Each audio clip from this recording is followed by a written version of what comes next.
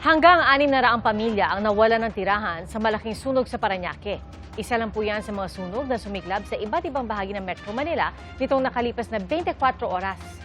Saksi, si Bam Alegre. Binalabog ng malaking sunog ang mga taga-barangay San Antonio sa Parañaque City bago mag-alas 10 kagabi. Sa video ni News Cooper Keith Lineri, kita ang laki ng naglalagablab na apoy na tumutupok sa mga bahay. Kita rin ang kapal ng usok. Pasado alauna ng madaling araw, ganito pa rin kalakas yung sunog na sumiklab dito sa Parañaque. Hanggang ngayon, ito ay nasa ika-4 na alarma, malakas ang usok. At hanggang ngayon, nahihirapan pa rin ang mga bumbero na apulahin ang apoy. Inabot ng Task Force Alpha ang sunog. Sa tala ng barangay, 2 ang sugatan. Parehong lalaki. Ang isa may sugat sa ulo, ang isa sa gawing binti. May babaeng residente ring hinimatay. Ayon sa BFP, 500 hanggang 600 na mga pamilya ang apektado. Tinatayang nasa 1,800 na individual yan. Nasa 900,000 pesos ang estimate na halaga ng pinsala sa ngayon. Mahigit 100 estruktura ang naapektuhan ng sunog. Umabot po tayo sa Task Force Alpha kasi yung unang-una, yung lugar ay medyo masikip. At the same time, yung supply of water supply natin. Yung looban masyadong malalayo. So umabot tayo sa 20 na putol ng fire hose para lang maabot yung ating mga nasusunog na mga kabahayan. Meron daw pong nagsiga sa likod ng bahay. Although hinantay pa po namin yung final report po ng BFP. Alas 5 ng umaga na nang tuluyang maapula ang sunog.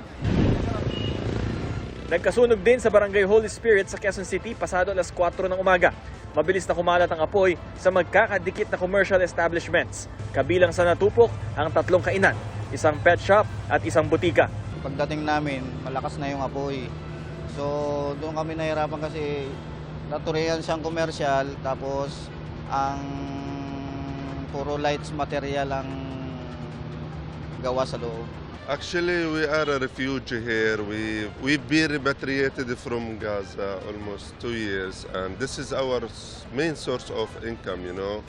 So we are surviving day by day, to be honest with you, in terms of paying the house, fooding, and all of this issue. But now it's become very complicated.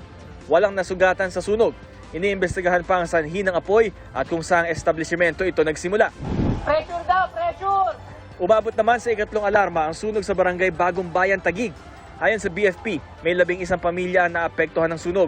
Tinatayang 2.5 million pesos ang halaga ng mga pinsala. Mas sikip po yung ating mga eskinita dito sa sunog natin na naganap dito sa Bagong Bayan. Nahirapan din po tayo sa supply ng tubig. Ang residenteng si Jo Marie Santos pauwi galing ng trabaho nang inabisuhan siyang nasusunog ang kanyang bahay.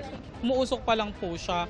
Tapos nung sinisigawan na po ako ng tao sa labas kasi may apoy na po pala doon sa may bandang labas. Kaya nung biglang may pumutok, doon na po ako lumabas. Sobrang bilis po kasi ng pangyayari.